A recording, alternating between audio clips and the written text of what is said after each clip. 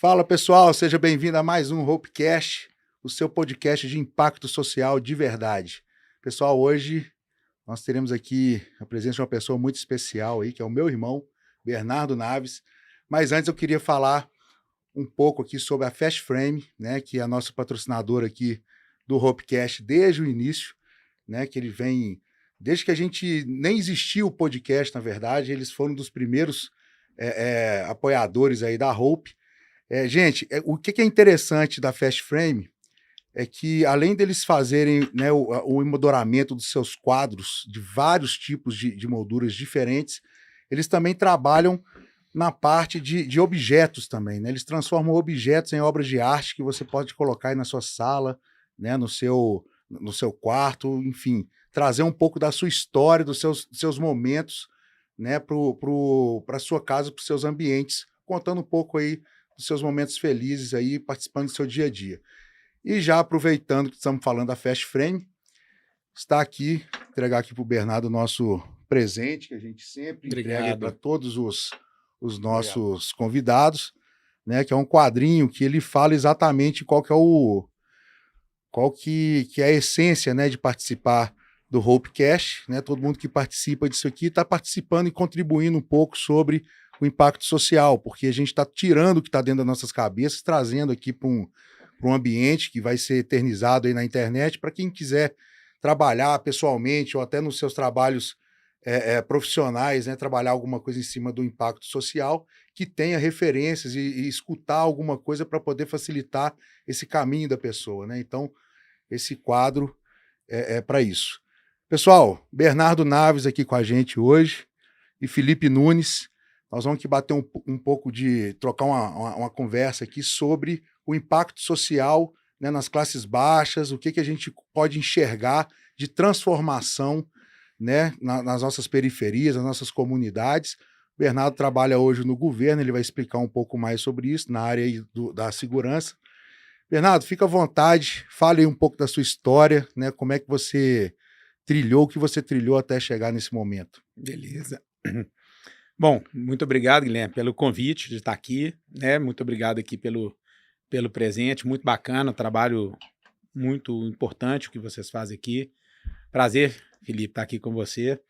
Bom, eu venho trilhando há muito tempo dentro dos diversos setores, né, no governo de Minas, trabalhei muito tempo no Poder Judiciário, sou policial civil, sou investigador de polícia civil, né, de carreira, mas atualmente eu trabalho na Secretaria de Segurança Pública, atualmente assim, já há 5 anos, já trabalhei em algumas outras funções, hoje eu sou superintendente de integração e planejamento operacional, ou seja, o meu papel é fomentar, de uma forma muito simplista, assim, seria fomentar que as forças de segurança trabalhem unidas em prol de um objetivo comum.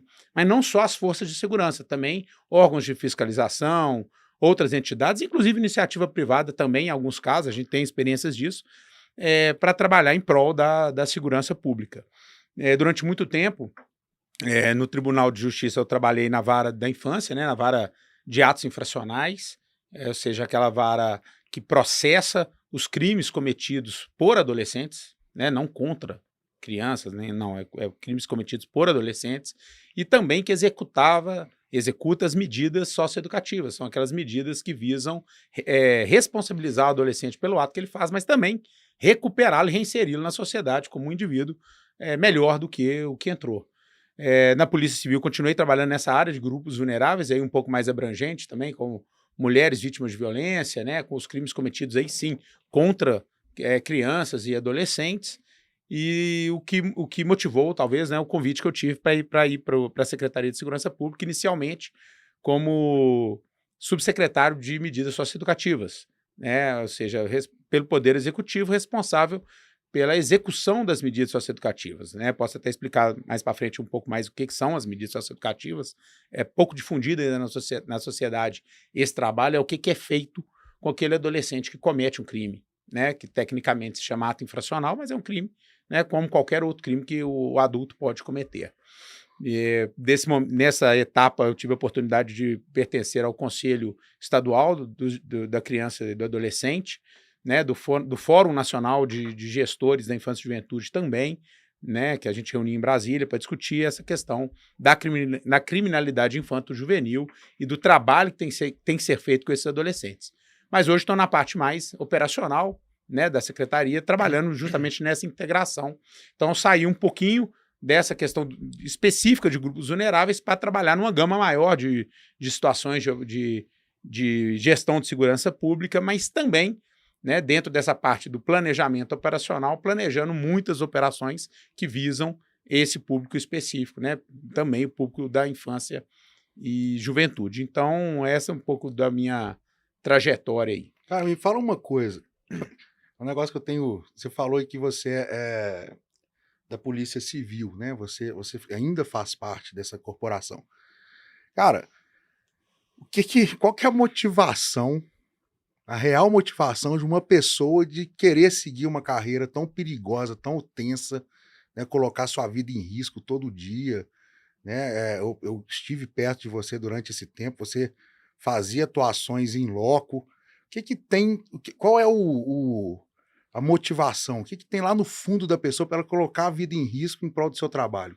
Por que isso acontece? Bom, primeiro, só deixar claro que, né, eu trabalho hoje no governo de Minas, né, da Secretaria de Segurança Pública, mas aqui eu não estou como superintendente, aqui eu estou como Bernardo, então as opiniões que eu aqui expuser não são necessariamente as opiniões, a forma de pensar ou as diretrizes da Secretaria de Segurança Pública, apesar de que atualmente, graças a Deus, isso me deixa muito satisfeito, meu trabalho, eu ter hoje diretrizes vindas da minha chefia, que eu concordo muito, né, que eu acredito muito. Então, eu tenho, não é de hoje, né, na minha chefia anterior também, e por onde eu passei na Polícia Civil, eu sempre tive e no Tribunal de Justiça antes também, eu sempre tive, talvez, a sorte de trabalhar com chefias que me impunham diretrizes e ordens que eu concordava muito no meu íntimo. Então, isso motiva muito a gente a trabalhar, e já começando a entrar um pouquinho na resposta,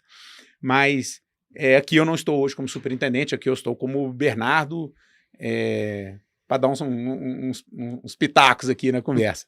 Mas, bom, o que motiva um policial? Depende, né? Depende da pessoa. As pessoas se motivam por motivos diferentes, né? Muita gente dentro da polícia gosta muito do trabalho. A maioria das pessoas vibram muito com o trabalho. Entendem que nasceram para aquilo, né? E sentem uma satisfação pessoal muito grande quando conseguem fazer um trabalho exitoso. Né? Isso existe muito. Lógico que muitas pessoas entraram para a polícia meio que sem querer, né? Porque nessa onda do concurso público, é uma fase muito difícil, a fase de estudar para concurso. É uma fase que a autoestima da pessoa fica muito para baixo, porque ela quase que invariavelmente ela pressupõe muitos fracassos antes de ter o sucesso. Então, você vê nos cursinhos, as pessoas começam a estudar para um concurso específico, que é aquele concurso que a pessoa sonhou, que ela se enxerga com 2 fracassos, e a pessoa começa a abrir o leque e fazer concurso para tudo, e tem muita gente que cai de paraquedas, né? Eu entrei para a polícia já, entre aspas, mais velho, né? Eu já tinha 12, 13 anos de trabalho em outras instituições, então foi uma coisa que eu estava muito ciente de onde eu estava pisando, do que era o trabalho, que era uma coisa que a vida inteira eu sempre gostei, sempre tive afinidade com esse tipo de trabalho. Mas a gente via até na academia muita gente que caiu ali meio de paraquedas, meio perdida. Né? Muitas dessas pessoas acabam também saindo e usando apenas como um degrau ali aquele concurso, mas muitas dessas pessoas acabam se encontrando ali também, né? Eu conheço, tem alguns amigos que entraram para a Polícia Civil sem saber até o que era direito, o que fazia, mas são excelentes policiais e têm muita força de vontade para fazer o trabalho. Então tem muito de motivação pessoal, da pessoa gostar do trabalho.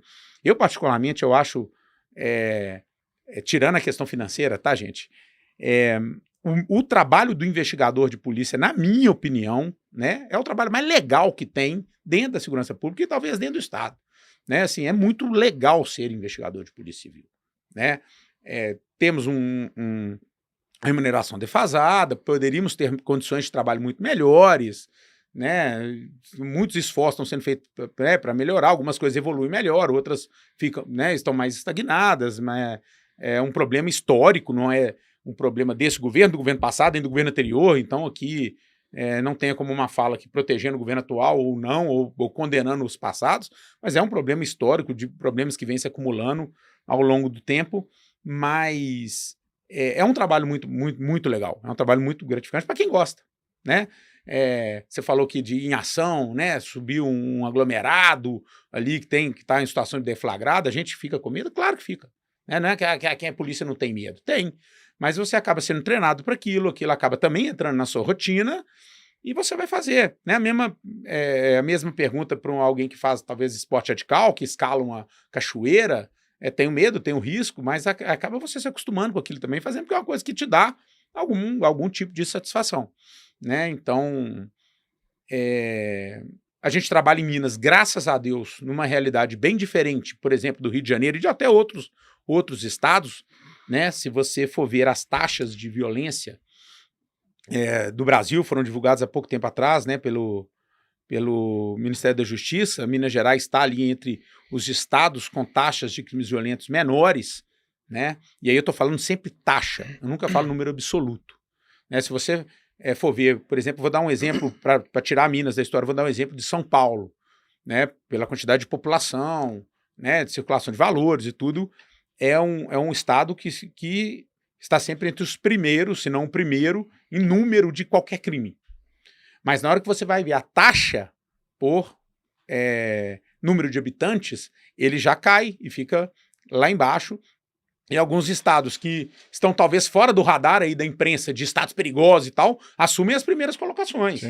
Né? Então, a gente tem que ficar muito alerta com essas questões. Mas em Minas, a gente tem ainda uma situação sob controle, né? De alguma forma. A polícia em Minas, ela vai a qualquer lugar. Não tem uma área que a polícia não entra. Eu cumpri com 2, 3 colegas, eu cumpri mandados de prisão em locais do maior aglomerado de Belo Horizonte aqui, dominado por gangues ali, dominado não, porque se tivesse dominado a gente não entrava, né? Mas com muita presença de gangues, com uma viatura. Né? Então, assim, isso em outros estados, em alguns outros estados, é uma coisa impensável. Dependendo do lugar, você tem que entrar com blindados com uma equipe ali de mais de 20 se vai policiais. entrar, né? E aí, pô, tem a questão, né, você tem que entrar com apoio aéreo, né, que até agora no Rio de Janeiro tá proibido, né, e nas operações policiais, o que é complicado, porque o apoio aéreo é necessário. Desguarnece, né, as equipes de terra. Porque o pessoal não conhece. O apoio aéreo ele é muito necessário para que o bandido que está ali nos pontos estratégicos e privilegiados de observação, ele tenha que deslocar, perder aquele ponto, para que a tropa consiga fazer a sua evolução ali na entrada. Você desestrutura a organização dele. Entendeu? Não é que o cara vai ficar acertando os outros lá de cima, dando tiro lá de cima, entendeu? Então, aqui em Minas a gente ainda tem uma realidade diferente. E eu acredito que há vários fatores. A gente vai falar aqui de segurança pública, mas é uma coisa que a gente tem que pontuar sempre quando vai falar de segurança pública, é da complexidade. Sim. E o que a gente mais vê gente falando na televisão, programa de televisão, entrevista, podcast, é gente simplificando o problema da segurança pública. Tem que matar os bandidos. Tem que dar educação. Tem que dar oportunidades de emprego. Tem que pôr esporte. Cara, tudo isso tem sua interferência. E é um fenômeno tão complexo que, se você não tratar de forma também complexa, interdisciplinar, você não consegue explicar o fenômeno. Né? Nós temos aí milhares de anos do estudo da criminologia, centenas de anos de estudo da criminologia, em que os criminólogos estão batendo cabeça e brigando para quem consegue entender o fenômeno criminal melhor. Né? E correntes e pensamentos que já foram assim, soterrados pelo tempo por outras escolas voltam à tona, né? Então, assim, é um fenômeno muito complexo para a gente ter soluções simples ou entender assim. Por exemplo, o estímulo de um jovem de periferia, né, de 12 a 10 anos, para entrar na criminalidade, será que é o mesmo de um deputado, de um empresário que comete crime? Os crimes são totalmente diferentes, os estímulos são totalmente diferentes. São diferentes tipos de violência, né, Bernardo? Sim. Com certeza. Né? São diferentes tipos de condutas ali que são prejudiciais à sociedade, mas que aquela pessoa, para chegar ali, ela teve experiências de vida completamente diferentes. Então, como é que a gente vai falar assim, o que causa crime é a impunidade? Não. A impunidade pode ser um fator? Claro que é. Né? Mas são muitas outras coisas que interferem nisso. Mas então o policial trabalha muito nisso, né? na satisfação pessoal de ver um trabalho feito. Lógico, tem questão financeira, né? Dependendo de onde aquela pessoa vem, que aquela pessoa que está entrando na polícia vem, né? A percepção da remuneração vai ser diferente. Né? Uma pessoa que vem de classe média, talvez ela tenha uma percepção do salário dela diferente de um cara que veio de uma periferia. Talvez ele, com o salário ali da polícia, ele até um arrimo de família e consegue sustentar. Né? Então, porque as expectativas são diferentes também. Então, são vários fatores também que motivam, mas, cara, eu sou muito defensor que a pessoa tem que fazer o que gosta, em qualquer carreira. E hoje a gente tem um problema na sociedade, né? Porque o tal do concurso, as pessoas saem fazendo tudo e você vê ali é muito comum você ver o juiz que não gosta de decidir, tem medo de decidir, o promotor que tem medo de acusar, o delegado tem medo de prender, o policial que não quer subir favela, entendeu? E são pessoas que estão fora do lugar.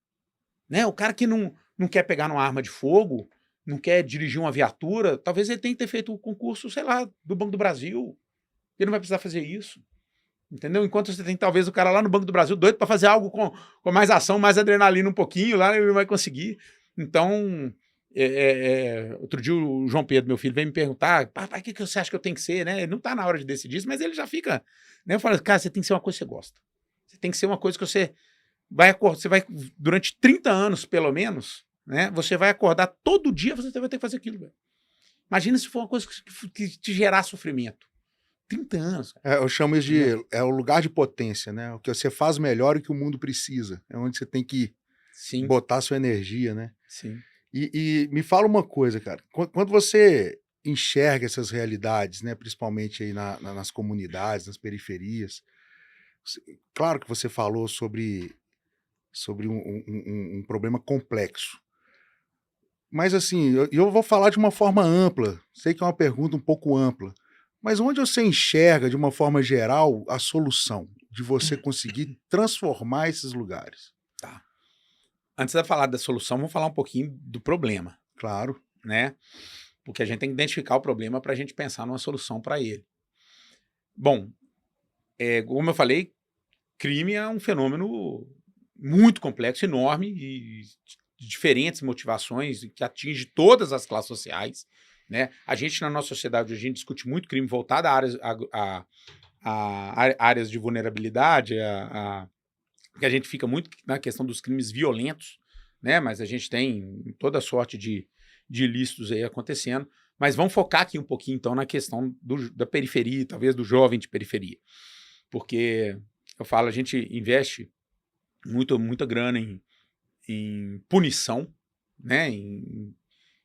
No processo criminal, é o policial, é o juiz, promotor, delegado, defensor público, aí tem o sistema prisional. Hoje a gente deve ter algo em torno de 70 mil presos adultos em Minas e mais ou menos uns 1.000 adolescentes presos.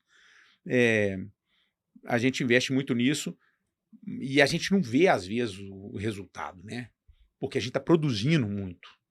A gente está gerando muito criminoso. Então, eu sempre defendi que a gente tem que, lógico, eu acho que é outra coisa que a gente vê muito, as pessoas pensando só medidas a curto prazo ou só falando em medidas a longo prazo. Né? Quando eu viro, eu falo assim, a educação é o caminho, tá, beleza, mas nós vamos... E agora? Esperar 40 anos, né, para a educação fazer sentido. Eu sempre fui a favor da gente trabalhar sempre a curto, médio e longo prazo, ao mesmo tempo. Né?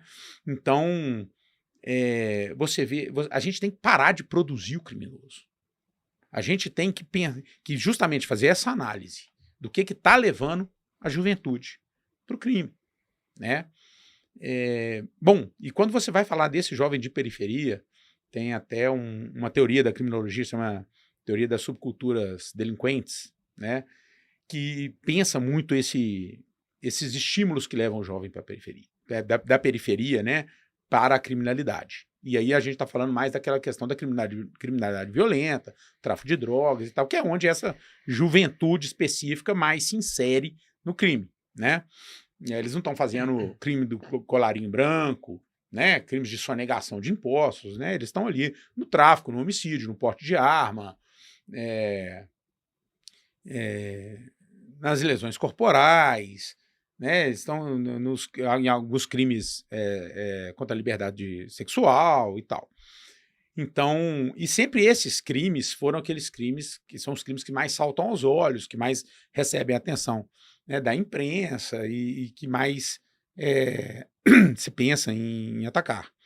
Bom, eles vivem mudou um pouco o perfil do criminoso, né? Se você for pensar lá na década de 70, na década de 80, talvez o fator econômico fosse até mais importante, né? O cara não está roubando porque tem que pôr um leite em casa, não sei o quê. Isso pode existir hoje? Claro que pode, né? Não vou falar que isso não existe mais, né? Como eu disse, pela complexidade a gente não pode ter essas opiniões muito radicais. Mas hoje o jovem, ele na periferia, ele entra muito para a criminalidade para se inserir num grupo, e que é do jovem, né? Que é do jovem. Todos nós, na adolescência, você queria estar dentro de algum grupo, né? Você não queria estar deslocado, né? Você queria, e às vezes, para se inserir em algum grupo, em alguma turma, no seu colégio, no seu bairro, né? Você tem que repetir padrões de comportamento daquele grupo que você quer se inserir, né? Pô, você quer inserir ali na turma do rock and roll, você vai comprar uma camisa preta, cara. Andar de preto, pôr uma correntinha no bolso. Assim, não precisaria disso, mas é o que acontece, né, com o jovem. E acaba que ele fica ali inserido numa cultura que, infelizmente, ela eleva o cara que está envolvido na gangue ali, por exemplo, né, para um patamar que é almejado pelos outros, né? Acaba que a sociedade, em regra, as pessoas querem atingir as mesmas coisas. O que muda é o caminho que você trilha ali para atingir ou não, né? E seus valores, o que você é capaz de fazer para atingir aquilo, né? Assim, todo mundo quer ter, todo mundo não, a maioria das pessoas quer ter ali um carro, uma casa, né? O menino quer arrumar uma namorada, né? A menina quer arrumar um cara bacana, e às vezes essa coisa não está ali ao seu alcance naquele momento, e você vai tentar chegar ali, né? O que talvez nos diferencie muito é como você vai chegar, né? Porque vontade de ter, vontade de ser, né, a gente tem. E ali ele acaba vendo aquele cara que está inserido na gangue tendo as coisas que ele queria ter, né? Vou falar mais do homem, porque ele é o que mais está inserido nisso, nesse problema que a gente está tratando, né? Para você ter uma ideia, nós temos cerca de 45 unidades socioeducativas de semiliberdade e de internação no estado, 2 femininas. Para ter ideia, a proporção do problema. Então, vou falar mais da questão do menino, porque os estímulos são um pouco diferentes. Mas o menino vê o cara que está inserido na gangue, ali no crime, tendo os bens materiais que ele queria ter, tendo um celular de última geração, tendo um carro com uma aparelhagem de som, né? Tendo as roupas de marca, tendo status social. Status social, eu vou chegar nele, é o mais importante, né? Ele consegue namorar talvez as meninas mais desejadas ali da comunidade. Ele é temido. E aí entra a questão do status social pelo temor, né? Isso no meio da adolescência é poder, né? Cara, você no colégio, se o cara mais temido do colégio fosse seu amigo, te causava uma certa tranquilidade ali, até status, né? Então, é o poder pelo medo, Então, aquele cara ninguém mexe, porque ele estaria sofrendo diversos tipos de violência, que talvez ali, se ele tivesse inserido numa gangue, ele não teria. Ele não, né? Por exemplo, você pega um aglomerado que é dividido por gangues, se você mora numa região, você não pode ir na outra, cara. Você não é de gangue nenhuma. Você não se envolve nessa história. Você não pode ir em determinados lugares. Né? Você pode ser hostilizado. Né? Então, o adolescente acaba se inserindo para ter isso tudo, que pelo caminho normal, do estudo, do trabalho e tal, talvez ele não veja um horizonte de conseguir chegar ali, né? tão rápido. Né? Talvez, e ele não vê os colegas que estão trilhando esse caminho da retidão terem as mesmas coisas, o mesmo status dos outros. Né? Porque o adolescente ele é mais efêmero, cara. Né? Ele quer as coisas mais rápido. Se eu te falar hoje, ô Felipe, que no final daqui a um ano você vai ter um aumento substancial do seu rendimento, você vai ficar felizão, cara. Daqui a um ano está muito pouco para você. Você tem 45 anos, um ano é 45 da vida que você viveu. Para um jovem de 13, é um 13 avos. Uma eternidade. Um ano é uma eternidade. Sim. Né? Pô, quando falava que alguém tomava bomba, né, vai ter que repetir o ano. É lógico, tem aquela questão da família, mas você mesmo, essa possibilidade de repetir o ano, você fala assim, caramba, eu vou perder um ano da minha vida. Ah, você vai fazer um serviço militar obrigatório por um ano. É muito tempo, cara. Hoje a gente vê que um ano é muito tempo, na nossa percepção, mas na percepção do adolescente, ela é proporcional, ela é relativa. Um ano é muito tempo, é quase um décimo da vida dele. Então, vai falar o quê de 5, 6 anos, né? Ele não vê isso, não vê esse horizonte. Por isso que aí entra a questão do trabalho, né? Da pessoa, daquele adolescente de baixa renda, de periferia, conseguir uma ascensão social através de qualquer outro meio, do trabalho, da capacitação, do esporte, ele vira um exemplo positivo. Porque a gente está sempre cheio de exemplo negativo ali naquele meio. Né? Então você chega com outras formas de abordagem ali, a igreja tem seu papel, a família, e aí eu quero para frente, vocês podem me cobrar para a gente falar um pouquinho mais da família, que, cara, é muito importante, né? E chega através do trabalho, da educação. Por isso, assim, eu sou muito a favor da escola integral. Eu acho um absurdo a gente não ter a escola integral pública integral, séria, porque você consegue tirar... Ah, porque é pelas coisas que o menino vai aprender lá? Ótimo, é importante. Mas nem é por isso. Você diminui o tempo dele inserido numa cultura nociva. E aumenta o tempo dele num lugar, em tese, mais seguro e que ele vai receber interferências positivas. E ainda proporciona que a família tenha mais tempo também para conseguir seu sustento. Sim, com certeza.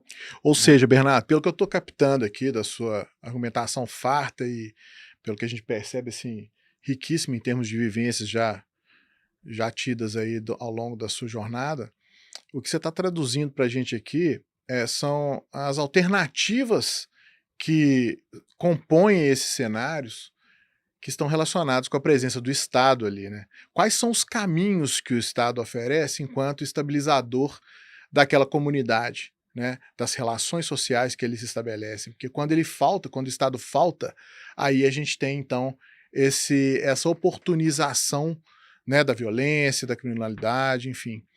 O que você pode falar um pouquinho em termos de estratégias do Estado para, vamos dizer assim, permear estas relações sociais, econômicas, que se dão nessas comunidades mais fragilizadas? Tá. Primeiro, eu vou falar que eu não compactuo com a ideia de jogar essa responsabilidade de termos chegado onde chegamos e a responsabilidade de resolver esse problema só ao Estado. Certo. Eu divido isso muito com a sociedade em si.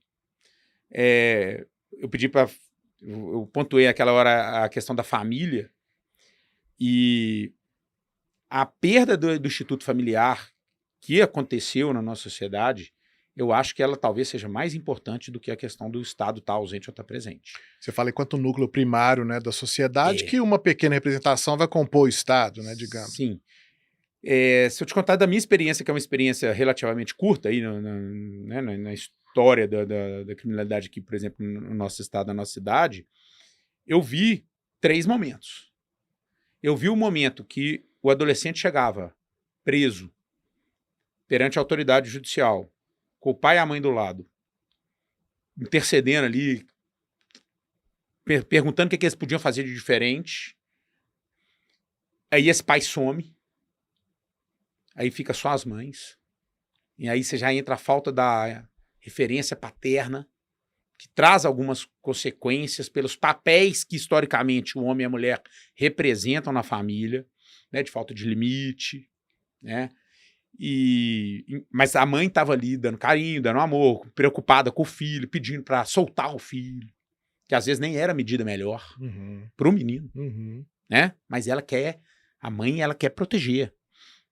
E às vezes o pai estava ali antes, né, no momento anterior, falando assim, não, eu acho que ele tem que ser responsabilizado, os papéis são um pouco diferentes. Para um momento de ausência da mãe, cara. E a ausência da mãe, ela é muito simbólica. É a ausência de uma referência de amor, de solidariedade, empatia, né? E aí eu ligo isso muito à questão de crueldade, né? Porque talvez aquela necessidade de sim, estar no grupo, de estar numa gangue, de conseguir comprar o celular, conseguir comprar aquilo, conseguir comprar, ele levou o cara ao crime, beleza. Aí ele entra lá na sua casa e rouba as suas coisas que ele quer ter. E ele não quer passar pelo aquele mesmo caminho da retidão, que demora mais e tal.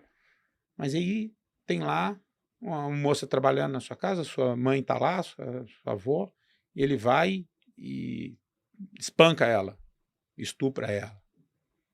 Não é questão de patrimonial, não está envolvido aí. Está envolvido uma total falta de empatia com o ser humano. E hoje nós temos uma criminalidade que você vê aí nos documentários, nos vídeos de YouTube, né? Aqueles cara portando fuzil. Relativização e mesmo tal, da ordem. Acaba qualquer fagulha de empatia ali, né? É o cara que entra e mata, rouba as coisas do pai de família. Tivemos esses dias para trás. O cara chega, enquadra um cidadão que estava no seu carro, né? E o cara tá com o filhinho, com a criança atrás. Manda descer do carro, manda entregar carteira, manda entregar cura. O cara fala, é a câmera que tá filmando, ela tem microfone, ela tem... Ela gravou a voz do cara. O cara fala assim, minha filha tá no banco de trás, eu preciso tirá-la. Aí o cara, seu filho da puta, você quer sai daí, gritando. E ele fala, eu vou tirar meu filho. Aí ele abre a porta do carro para pegar o filho. E aí o cara vai e enche ele de pipoco. Aí o comparsa vem, pega a criança que tá e joga ela no passeio. Vem cá, precisava fazer isso para pegar o carro do cara. Ele já tinha entregado tudo. Não é só o desejo de ter a posse daquilo ali, né? É lógico que a gente não pode relativizar. É aquilo, né? A história sempre de não generalizar. Não generalizar. É complexo. Mas tem uma grande gama de pessoas inseridas na criminalidade que não tem essa referência Bernardo, mínima de humanidade. Teve um parceiro nosso que veio aqui. Você quer terminar? Porque eu não respondi a pergunta. Então vai lá, Floria até agora. Né? Mas então, onde que eu acho que entra? A própria Constituição brasileira, ela fala que a segurança é dever do Estado e responsabilidade de todos. E responsabilidade de todos. É um direito natural. Né? Isso. Muitas vezes as pessoas esquecem esse restinho da frase. Sim. E responsabilidade de todos. Né? A gente tem hoje instrumentos que a sociedade pode colaborar com a segurança pública. A sociedade pode colaborar com a segurança pública o tempo todo. Até com o próprio comportamento. Com o próprio comportamento, com vigilância, né? Você vê a casa do seu vizinho sendo invadida, você pode colaborar ou você pode ficar ali calado. Né? Filmando. Então você fica filmando. Disque denúncia, você tem vários dispositivos para que a população colabore, mas a população colabora o tempo todo, né? Não compactuando com algumas condutas, né? Cara, o cara que compra uma droga da mão de um traficante, ele está colaborando com o crime. Mas o Estado deveria liberar, cara. Beleza, você acha isso? Tem gente que acha, tem gente que não acha. Maravilha, mas você está colaborando, é fato. Você está colaborando, você tá no dando... sistema atual, você está colaborando. Você está colaborando, você está transferindo recurso para o cara que vai usar esse recurso, às vezes contra você mesmo, né? Mas então, o Estado tem que entrar, lógico, o Estado tem que ocupar esses espaços, né, o máximo que ele conseguir. A gente às vezes esquece que nós estamos num país extremamente limitado. Poderia ser menos limitado, claro, se tivéssemos gestões historicamente melhores, menos corrupção, né?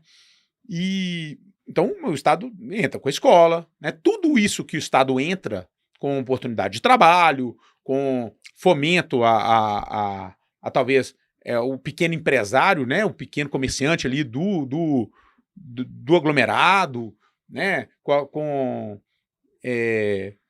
ensino profissionalizante, com tudo que ele pode interferir. É lógico que isso tudo você vai somando forças. Mas se a sociedade não começar a colaborar e mudar um pouco o pensamento dela em relação à criminalidade, fica difícil.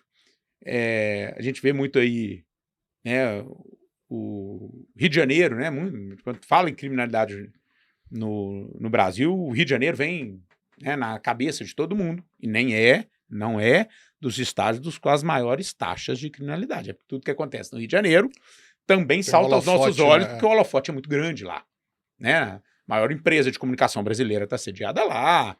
Então, você tem um holofote muito grande e tem um problema no Rio de Janeiro que realmente é diferente no Rio de Janeiro, que é a questão do tráfico, da milícia, estruturados de uma forma diferente dos outros estados. Mas aí você faz a reflexão. Até o quanto isso foi falha do Estado? Eu acho que falha, muito falha do Estado, historicamente, não é do governo atual nem do passado. E até onde a sociedade ajudou isso a acontecer dessa forma, né? Quanto de recurso da sociedade foi passado para esses bandidos? Não só através de corrupção de governo, nem nada disso não, né? Recurso, estímulo, Cara, nós temos cultura. como vários ídolos da cultura brasileira, personagens que personificam a bandidagem e a malandragem. Sim. E foram cultuados durante muitos anos. Sim. Quando a gente estratifica o que é essa contribuição da sociedade para situações desse tipo, a gente também tem que buscar quais seriam, né, os fatores culturais que estão ali compondo essa relação. A gente fala muito de político, né, e eu sou extremamente crítico aí a forma como a política brasileira ela foi estruturada, né, com base em troca de favores, em busca incessante pelo processo de colonização pelo nosso, voto enfim, e tal, mas acaba que é um retrato da sociedade. Sim. Não tem jeito. Se você pegar de 20, 30 anos para cá, o nosso Congresso Nacional, é lógico, tem uns cacicões que estão ali há 30 anos, mas se você for pegar, ele deve ter mudado mais de 90%. E a gente aponta os mesmos problemas, ou seja, aquilo ali é uma representação da nossa sociedade, né? Que tem, na minha opinião, pouco sentimento de coletividade. E aí essa busca egoísta pelo sucesso, independentemente do que acontece com os outros, você gera muito um incentivo à questão da criminalidade. E o que é a criminalidade? Você atingir uma coisa para você, né? Ligando o foda-se em relação ao outro que está do seu lado, né? Então, assim, eu acho que o Estado tem esse papel, tem esse dever. Quanto mais presente, melhor. Né?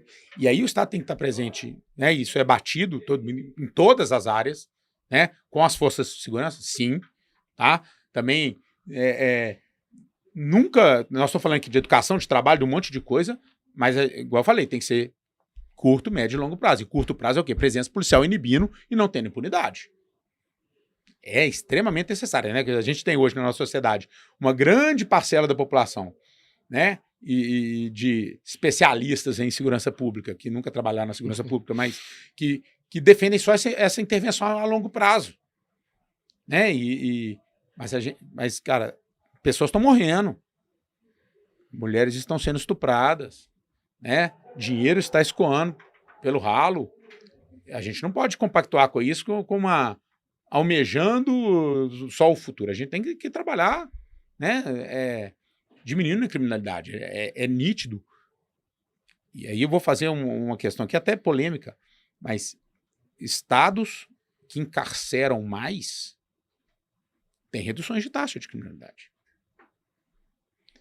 Tá? Fala, não adianta prender. Olha, prender não resolve o problema, concordo. Mas não prender, às vezes, é pior. Claro, aqueles indivíduos que têm que ser presos. Porque tem muita gente respondendo por crime que eu acho que não tem que ser preso.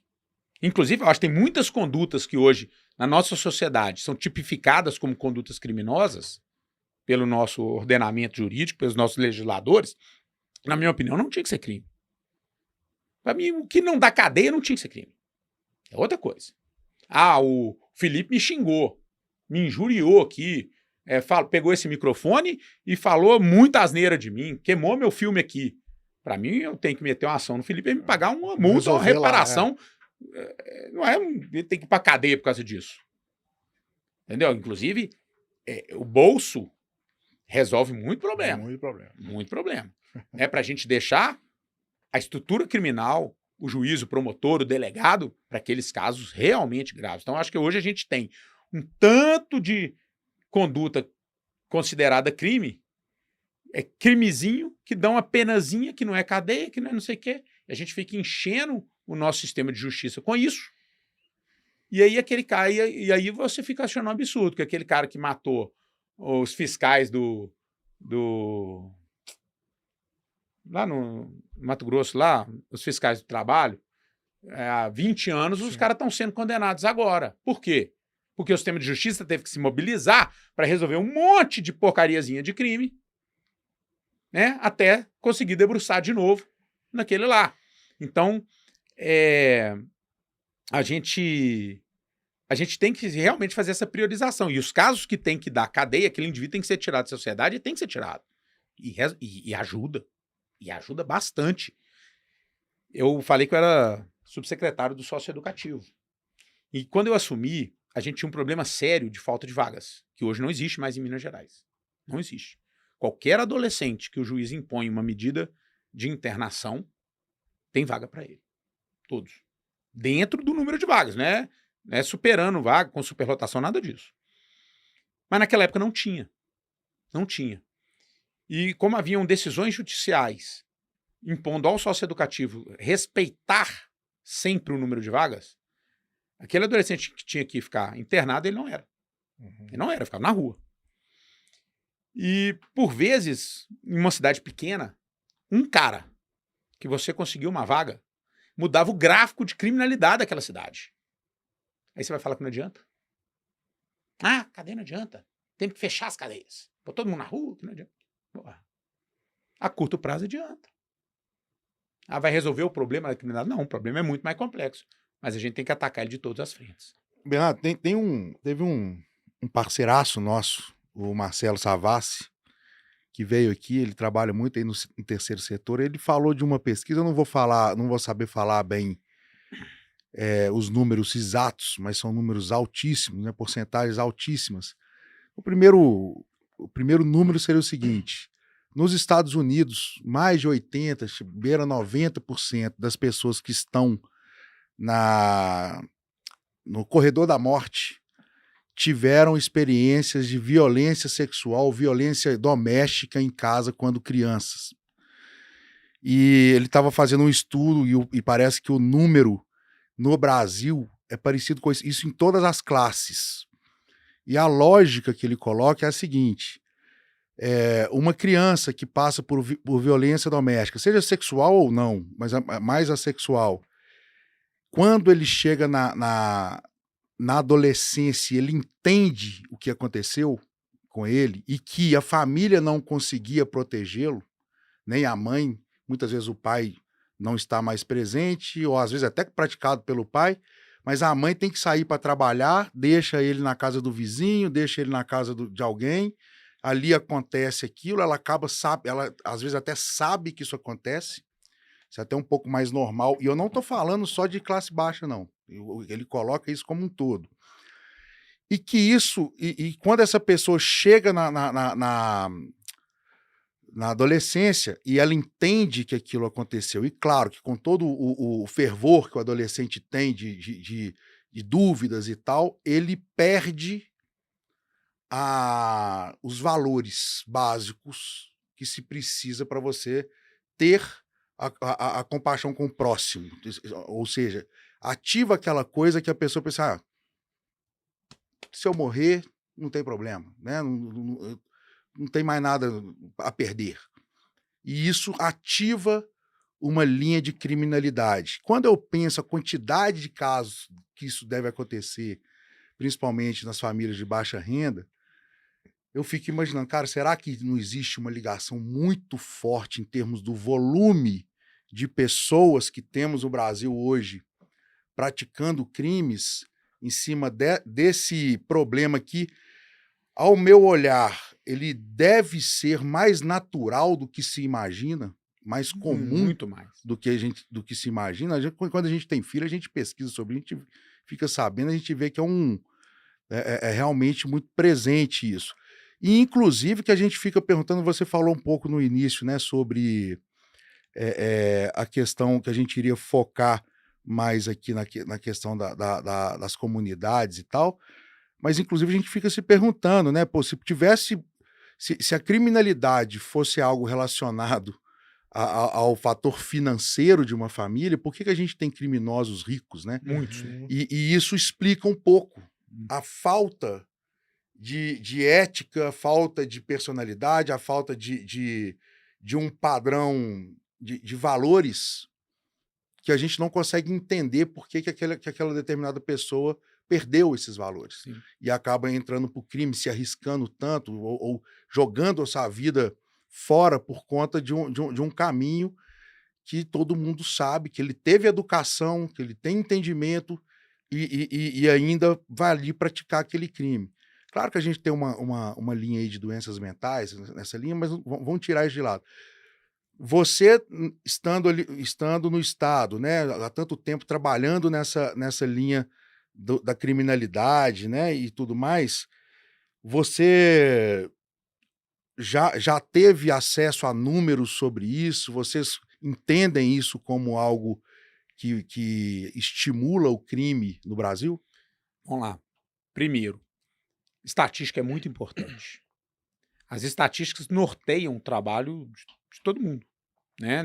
Segurança pública, a gente não pode ter a falsa ideia de que você vai conseguir pôr um policial em cada esquina ou que vai ter uma equipe de investigadores responsável por investigar cada tipo de crime, né? Então, você tem que trabalhar com estatística, com análise criminal, para você definir suas estratégias, definir quais são as suas prioridades, o que você vai atacar de forma mais forte, né? A PM, para colocar o policiamento na rua, lançar o policiamento, no jargão que eles falam, né? Eles têm que ver onde são as áreas que estão precisando, né? Porque você é um cobertor curto, você não tem como cobrir tudo.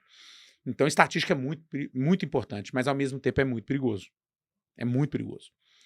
Porque você tem que fazer uma interpretação da estatística muito inteligente, porque senão ela pode te dar falsas ideias. Eu acho impossível medir o tamanho desse tipo de violência que acomete crianças no Brasil, em qualquer nível social. Né? Violência sexual, violência física, violência psicológica. Isso passa tudo pelaquela questão que eu falei da desestrutura familiar. Sim.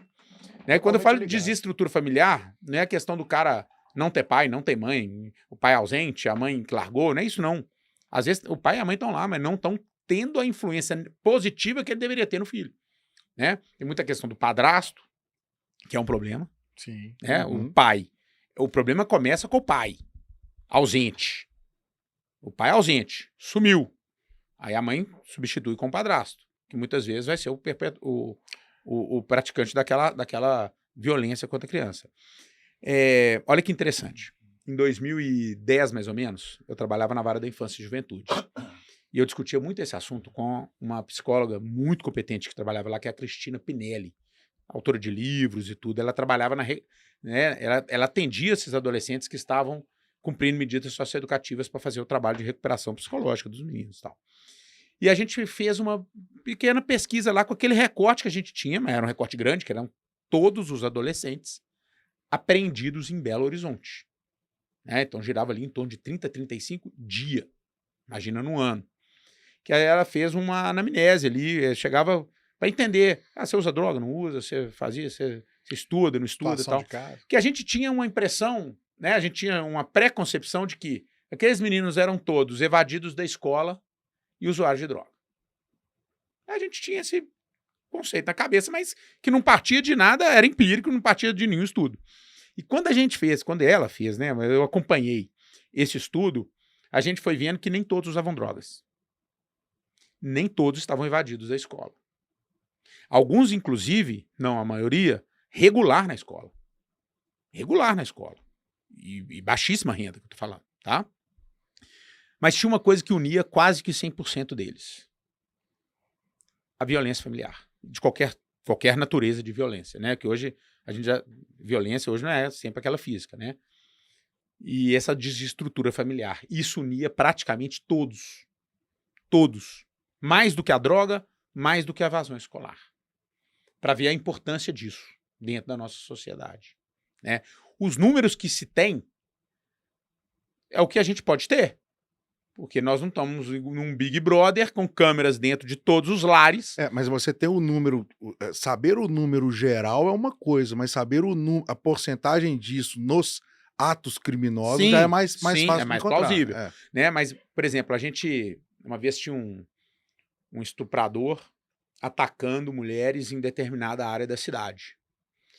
E aí a gente foi, cara, vamos tentar identificar esse cara. Tinha umas imagens de câmera que não eram tão boas, e a gente tava tentando delimitar um pouco o foco, né? Pô, temos que saber primeiro, o cara é alto, baixo, é branco, é negro, é gordo, é magro, vamos tentar ir aproximando, né?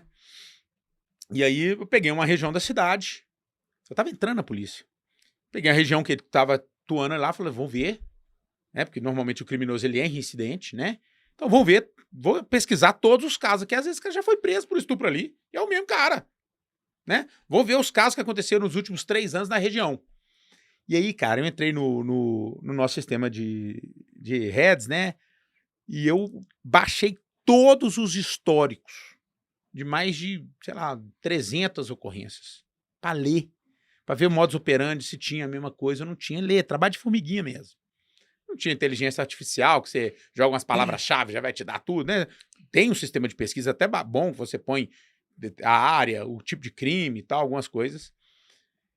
E aí a gente foi ver, cara, que 99% do que a gente tava lendo era crimes ocorrendo dentro de casa. Era o vizinho, era o tio, era não sei o quê. Nem serviu muito pra gente fazer o trabalho que a gente queria, não. A gente pegou esse cara depois por outros motivos. Mas não serviu pra gente fazer a pesquisa que a gente queria. Por quê? A gente jogou estupro lá, a gente achou, o cara estuprou a mulher aí atrás do muro. Não tem isso, cara. Existe, claro que existe, mas a maior parte dos crimes são ocorridos dentro de ambientes fechados. Por isso a dificuldade do Estado saber que isso acontece. Como parametrizar, né, esses padrões de comportamento criminoso, né? Como saber para quantos que geram uma ocorrência, uma denúncia, quantos não aconteceram? Exato. Né? Que não geram, né? Porque a vítima foi ameaçada, né? Foi ocultada, às vezes pela própria mãe, né? Imagina, essa pessoa vítima de violência que a mãe ajuda, né? Então, e com certeza isso vai atacar a autoestima da pessoa, Sim. que ela começa a ter parâmetros... Mas existe alguma clareza? Existe alguma clareza assim, de dados ou de estudo no Estado mostrando assim que a quantidade, a porcentagem de pessoas que hoje estão presas ou foram indiciadas tem Guilherme, histórico desse tipo? Provavelmente existe. Por quê? Não é a minha área, a prevenção, né? A gente tem no Estado uma subsecretaria de prevenção que faz um trabalho muito sério, muito ativo, para evitar que esse tipo de crime aconteça. Né? E tudo que você faz... Deve ser um desafio. Tudo que você faz hoje, com recurso público, você tem que mostrar o porquê você está fazendo. Né? Hoje eu estava no processo... Hoje de manhã eu estava na reunião, videoconferência com o Ministério da Justiça, para defender a compra de um equipamento para o Estado. Né? Equipamento bacana, tal. Falei tudo que o equipamento pode fazer. O cara escutou pacientemente, ele virou para mim e perguntou: e o que isto vai? Beleza, o equipamento é sensacional. E o que isto vai impactar Qual o indicador, na né? criminalidade? Qual tipo de crime que ele vai contribuir para diminuir? Como ele vai. Então, Qual é o indicador que você vai usar para isso. medir? Então Né? você não faz um uso de recurso público sem saber para que você está fazendo. Sim. Né? E o Estado hoje gasta muito, tanto o Estado de Minas quanto o governo federal, nesse e no governo passado, muitos recursos para evitar esse tipo de crime. A gente, ano passado, fez várias operações que miravam tanto a questão repressiva quanto preventiva, né? Encorajando as pessoas a denunciar. Tem alguns crimes no Brasil que, infelizmente, eu acho que isso está melhorando, eles são tolerados. Pela sociedade. Desde que não aconteça com ele, assim, né? Mas são tolerados. A violência doméstica, eu acho que durante muito tempo ela foi tolerada, hoje já é menos, né? Então, outro dia eu estava explicando isso para uma repórter que me perguntou: o número de denúncias de violência doméstica aumentaram. Ela veio arguir isso para mim assim, cara, O problema está é crescendo. um problema. E Não eu é. falei, cara, assim, a gente gasta recurso com propaganda, tá sempre na imprensa tentando falar assim para as pessoas denunciem. É impossível falar se isso significa o aumento do crime ou se as pessoas estão sendo encorajadas a denunciar. Então, esse aumento de denúncias de determinados crimes pode ser positivo ou negativo, né? Então, eu não sei um estudo para te falar, existe esse estudo feito por não sei quem, mas que é meio que pacífico isso dentro de quem pensa segurança pública, que esses crimes que acometem, principalmente crianças e adolescentes de qualquer sorte, né, até crimes, né, violentos, você acaba tendo uma repetição, né, você acaba tendo uma queda de autoestima, danos psicológicos, às vezes irreversíveis, que vão gerar condutas de autodestruição dessas pessoas. Muitas vezes até o autoextermínio, mas nem sempre. Né? Uma pouca valorização da própria vida, você, né, falou que é certíssimo. Né? E até a repetição do Vamos lá. comportamento quando ele fica mais Deixa eu velho. ser até aqui, pensando na gente, tá? Você é adolescente. Você não tem filhos, né? Quando você tem filho, vocês dois têm filhos, você muda completamente a sua forma de agir. Até a velocidade até o seu jeito de dirigir, você muda. Porque você vai valorizando cada vez mais cada minuto de vida que você tem, né? E sabendo que tem gente dependendo de você e tal. Quando você é adolescente, você é muito mais destemido. Eu já pulei de cachoeira que hoje eu olho se a água tá fria para entrar, entendeu? Pô, né? Você não faz as mesmas coisas, porque você adquiriu maturidade e você tem uma vida hoje que vale mais, a sua interpretação, sua vida é a mesma, mas a sua interpretação sobre o que a sua vida vale mudou. E o seu exemplo também, né, que vai Claro. nortear a vida do seu filho. Imagina você considerando a sua vida uma coisa completamente supérflua, você não se sentindo amado e não se sentindo importante para ninguém. Que esse é o sentimento. Você talvez não tenha as mesmas amarras na sua vida, né? As mesmas condutas. Exatamente. É aí que eu acho que pega essa questão que você levantou, Guilherme, porque a fase de formação do caráter, né, ela é longa, ela vai até os 7 anos de idade, e Ela são precisa de múltiplos exemplo, os fatores que contribuem para essa formação, né? Muitas vezes, fatores até que a gente desconhece, mas que vão causar aquelas dores que ficam escondidas ali, enfim, em algum momento elas vão aflorar.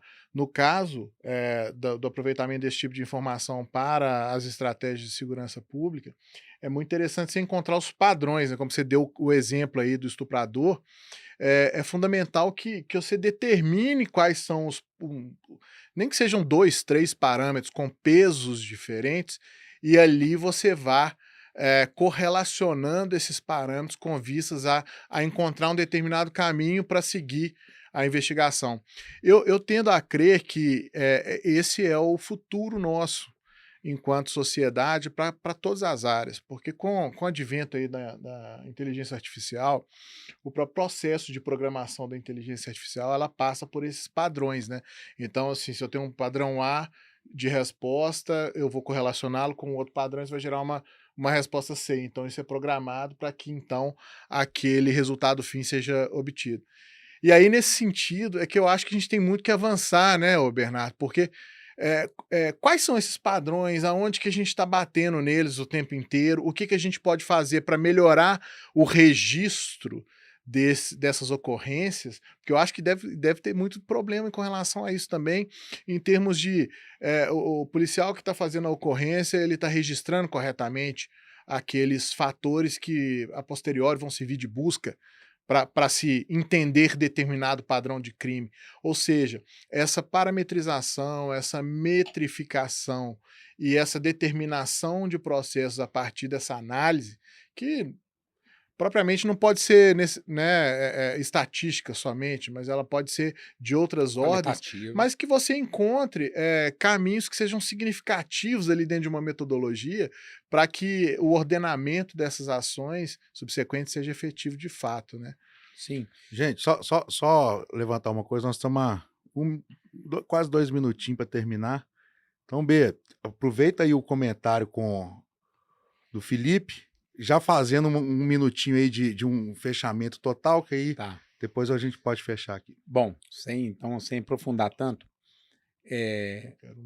como os problemas e a complexidade dos problemas estão muito grandes, a gente não pode deixar de usar, né, a inteligência artificial, a pesquisa, né, a qualificação do trabalho policial. E do trabalho, e não só do trabalho policial, porque não é só polícia que resolve questão de segurança pública. Então a gente tem que evoluir. E a evolução dos equipamentos estatais, normalmente, ela é um pouco mais lenta, pelas amarras, inclusive jurídicas, que se tem para gastar um recurso público, né, para fazer experimentações. Mas a gente tem buscado muito o contato com a academia, né, para usar a academia, com a experiência, as possibilidades de estudo, de pesquisa, para a gente trazer para a segurança pública e aplicar, né? Bom, disso tudo, eu queria falar um pouquinho do trabalho da Hope. Sim. Né? Que entra na questão da profissionalização, que entra na questão de ganhar essa autoestima, né? De dar uma oportunidade de criar aquelas referências positivas que a gente queria dentro desses ambientes periféricos. Então, assim como o esporte pode fazer esse trabalho, mas aqui você tem uma possibilidade, talvez que dificilmente, que o esporte traz às vezes, mas nem sempre, aqui você tem uma segurança maior de proporcionar àquela pessoa uma ferramenta, não só de aumento de autoestima, mas de vida, de financeira, né? E a criação desses exemplos é muito importante. É muito importante. Isso muda uma realidade, né? Hoje a gente tem no país, e você resolve outros problemas de outras pessoas também, né? Nós temos no país hoje uma carência enorme de mão de obra qualificada, né? Uma carência enorme de mão de obra qualificada. E justamente para conseguir até incluir essas novas tecnologias, esses novos estudos dentro dos mais diversos ambientes, né? Hoje, nas forças policiais, a gente tem dificuldade de gente que entende de inteligência artificial, né? A gente faz muita capacitação para conseguir, por exemplo, acompanhar investigações de crimes cibernéticos, crimes financeiros mais elaborados. Difícil, muito difícil, né? Então, a gente precisa, sim, né, da sociedade ela andar junto com a modernidade, né? Às vezes mudando alguns dogmas e algumas ideias pré-concebidas para que a gente consiga acompanhar essa complexidade do fenômeno criminológico. Então, queria dar parabéns para a Hope e tomara que a Hope cresça cada vez mais e outras empresas também acompanhem, né, esse exemplo aí, essa toada, para que a gente consiga mudar a sociedade aí. Maravilha. Se você me permitir, eu queria só aproveitar já fazendo um fechamento bem rápido.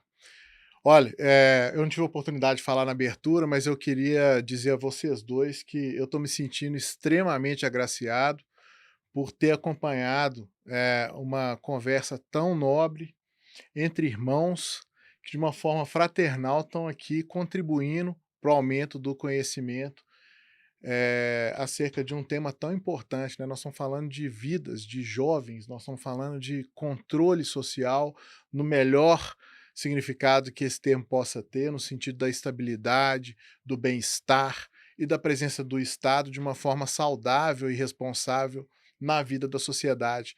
E eu, como eu me considero irmão dos dois, conheci os dois em momentos diferentes da vida, me senti aqui 100% integrado, e eu só gostaria mesmo de repisar essa posição de agradecimento extremo por vocês terem me convidado para acompanhar essa conversa entre vocês dois.